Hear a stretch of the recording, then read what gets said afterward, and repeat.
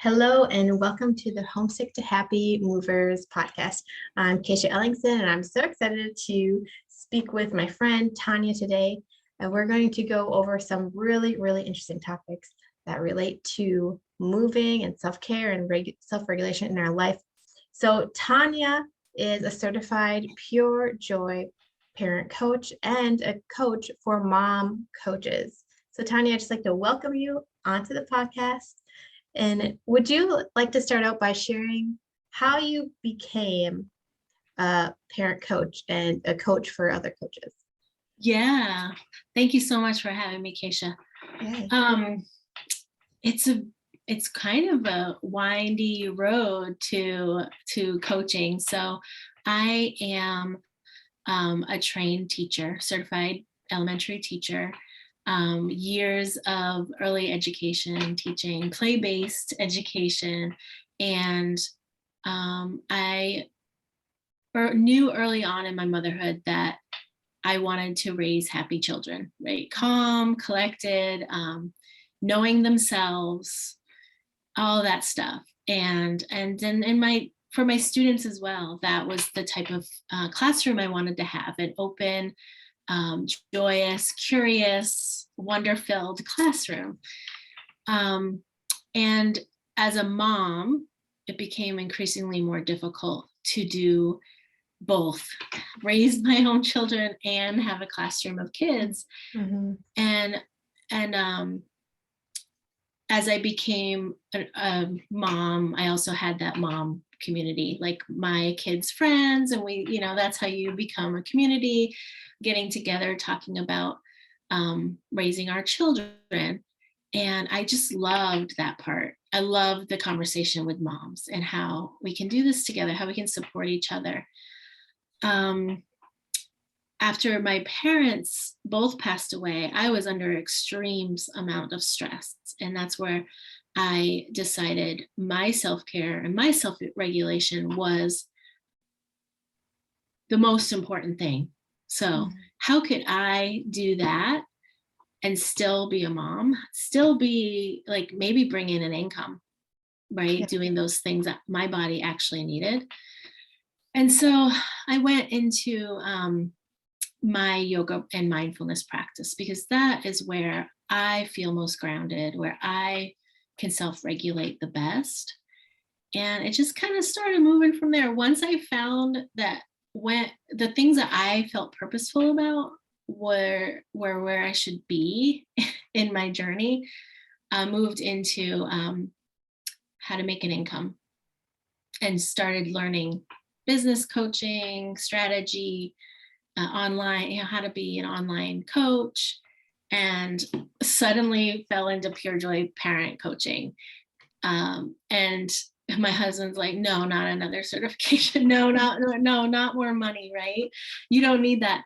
And it just was I could coach moms without that. I have the background, but this was a place where I really learned self-compassion and confidence in coaching.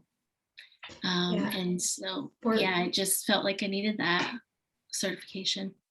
For the listeners who don't know what Pure Joy parenting coaching is, could you explain a little bit? Yeah, so Pure Joy parent coaching, we have a foundational practice called the safe seat. And the safe seat is where you as a parent take yourself when you are triggered, where your kids are coming with certain behaviors. So we go through the 4 parts of a trigger, the sensations in your body that are coming up, the stories that you're telling yourself, like your child is like having a tantrum in the grocery store. And that's where you're like going into that negative self-talk, right? Like, I'm a horrible parent. I should know what I'm doing. Like all that stuff you tell yourself, those are parts of a trigger. And when we can work through those and then into the feelings that you're having, your feelings are going to start driving your behavior with your child. So this is how we self-regulate as a parent, this practice that I coach parents through.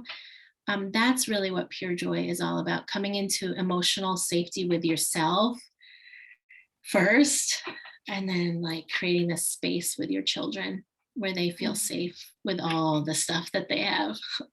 Yeah, that's so interesting to me. And I feel like when we're under stress, like under stress of moving or living in a new area, that we can get are triggered easier. And you mentioned something that really piqued my interest when you said the 4 points of a trigger, 4 parts of a trigger. Could you Yeah. talk more about that? Yeah. So when you're triggered, you're actually in a flashback to some previous moment in your life. And oftentimes it's something in your childhood. Were you allowed to scream and cry in the grocery store? What would have happened to you, right, in that moment? How were you parented? So when that's happening, you're actually no longer present with your children. You're going into your sensations, whether it's tight chest or rapid breathing or whatever it is that we totally disregard. We don't even notice these are happening.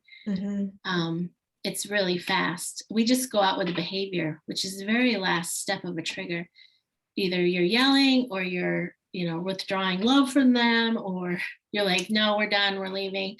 You go straight into whatever behavior you're used to using. So that's kind of how we slow down our parenting in those moments where it can feel really, really hard to be with those triggers. Yeah, yeah, that's very cool. It's very interesting because I feel like it can relate to all aspects of life. Yes, it's helped me with my marriage. It's helped me in my business. There's a lot of triggers that come at you in all aspects of your life, like you said. And when we can really get to know our internal experience first, then we can show up more present and less, more responsive, less reactive. Yeah. So because you've moved recently, in the past year, correct? Or was it 2 years ago? Yes, I moved in August. Okay. Yeah. So it's been, I've been 9 months now. Okay. Yeah. We moved around the same time because I moved a year ago. So yeah. So when you moved, were there things that were much more bigger trigger then than they are now? So this past move, because I've moved quite a bit, I know like your audience has moved quite a bit and you have moved quite a bit. This past move I had was the first time I had my safe seat practice. And this is where, like you said, if we can just slow things down, self-regulate, take care of ourselves first, then the move can be a lot easier, right? Or less stressful.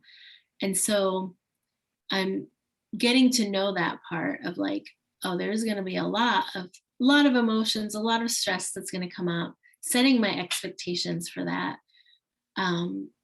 Really, I had time to like schedule out. I had time to like spread out the packing and get rid of things and really focus on self-care this time and grounding my energy, because part of my yoga and mindfulness practice is like really feeling connected to the land, connected to your place. And so I did a lot of walking where I used to live before I moved and really taking in that this was like where I was. This was where I was planted, right, for 5-6 years.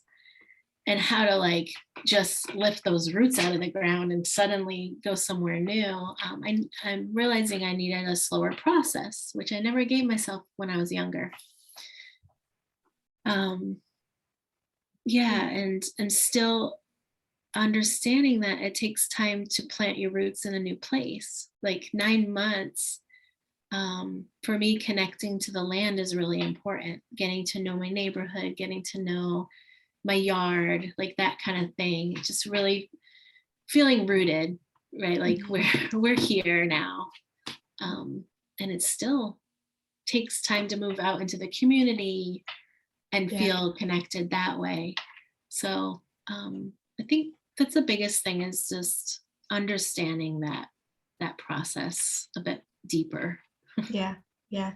It does take time to, I talk about it like spread your circle, right? First, you're just getting your home set up, and then pretty soon you can spread out to your neighbors and then the community. Yeah, Mhm. it's definitely a process. Yeah, So, and my house is still like, so we have high, in Pure Joy, we talk about living in your highest value. And, I'm not, organizing and cleaning is not a high value to me. It's not something that I really enjoy doing. So my husband, is more into that sort of process. And so it's taken a lot of time to still set up things the way we want it. And knowing that about myself and being okay, not beating myself up, not being self-critical yeah, about that piece too. yeah, yeah, that's super important. So were there times during your move where you were tempted to neglect like self-care? Yeah, for sure. I think that's probably, as a mom and a woman, the conditioning that, that self-sacrificing is Mhm, important, right? mm, yeah, That you have to put the family first. And in my coaching, we're kind of challenging that belief, um, that conditioned belief. And so it's been my life's work to put myself first, to take care of myself, even the simplest things. So I grew up with parents that didn't really take care of themselves. And I saw that at a young age, and I was like, I'm going to do that. Like, I'm going to take care of myself as a mother. And then, 5-6 years into motherhood, same thing. Oh, I haven't been taking care of my stress. I haven't been taking care of my body. I mhm, haven't really been eating the way I want to eat.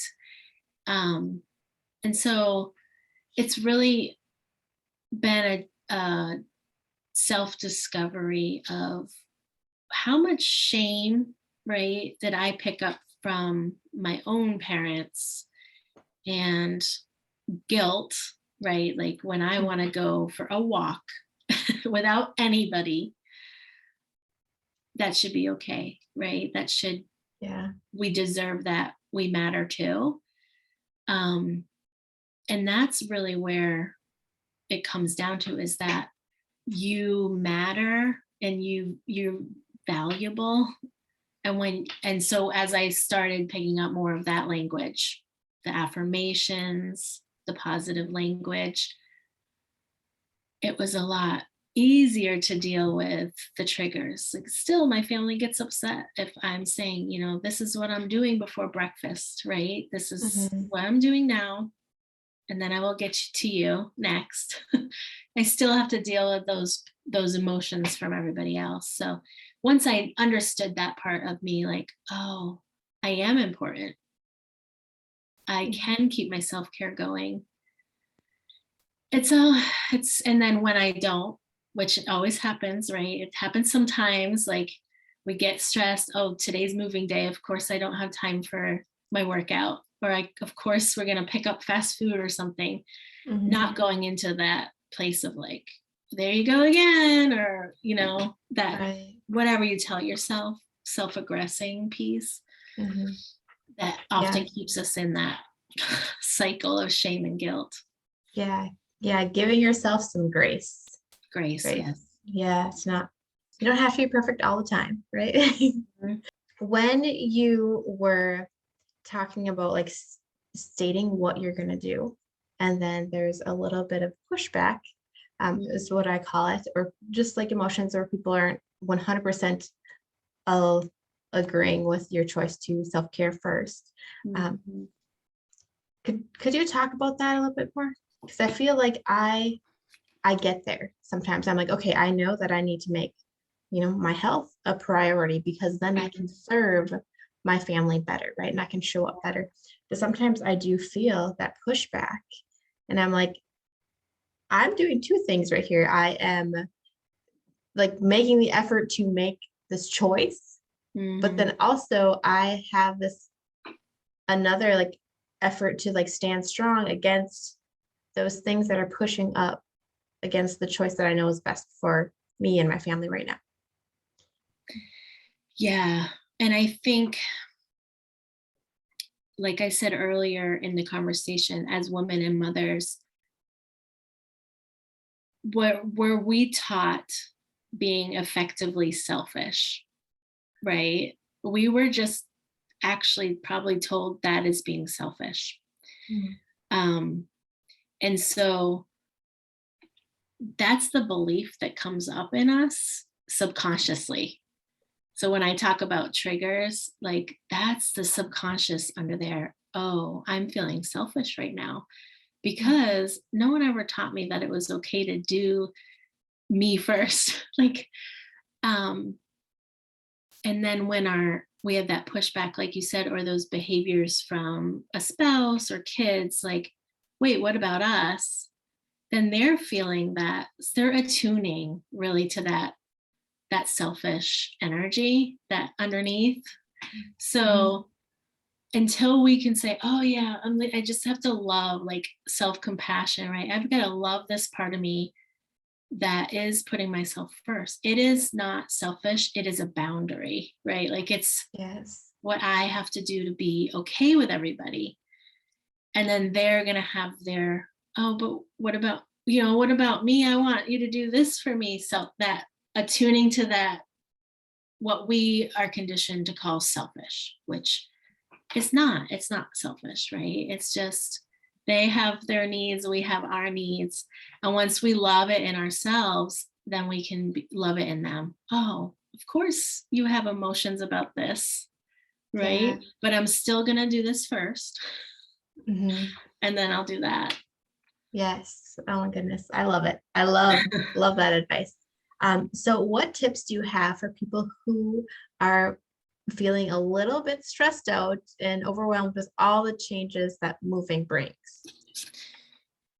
Yeah, I think so. I've alluded to this several times. In Pure Joy, we call kindness as the secret sauce to self-love. So like you said, grace, kindness, like first of all, finding that self-compassion. And then the biggest thing I think for stress is less. Like less is more. Like what can you take out of your schedule? What can you decide not to move? Like which pieces of the house, right? Or, let go of, which, parts of your routine are you going to put on hold? That kind of stuff. Less is more. And then also pausing before decisions. So oftentimes when we're under stress, we go into that emotional brain, right? There is not a lot of rational thinking going on. So stress is going to put us into fight, flight, freeze, or fawn response, which we don't hear that one a lot, which is like people pleasing. Like, I'm just going to do what you want to do to make this all better. Yes. Yeah. So knowing what strategy usually comes up for you under stress, are you gonna, fight, flight, like avoid, or freeze and just like not know what to do? Knowing that first is really helpful, so you can pause before making decisions, pause before, self-care, like taking deep breaths before you decide what to do with something, or before you tell somebody, no, I just can't do that right now. Pausing before you start to compare yourself to other people's moving process. Yeah, that's a good one. Yeah. Awesome. So I have loved our chat today. So if people who have listened are connecting with you, where can they reach out to you on the internet?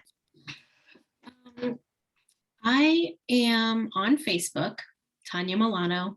Tanya Milano Snell is my name on Facebook. I also have a business page, Tanya Milano Parent Coach. Instagram, find Om in Mom. So that's really your pause, your intentions, finding that in motherhood.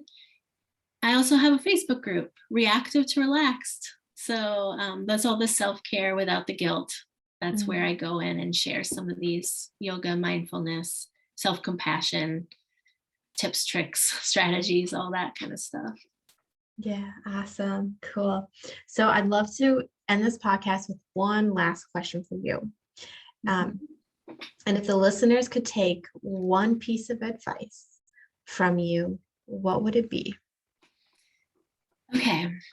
I'd say that there's only one you in the world, and you matter. So putting yourself first will benefit not only yourself, it will benefit your children, your family, actually the most. So be the change you wish to see in your kids. Yes, awesome. Well, thank you so much for chatting today. It was amazing. Thank you, Keisha. I always love talking about this with you.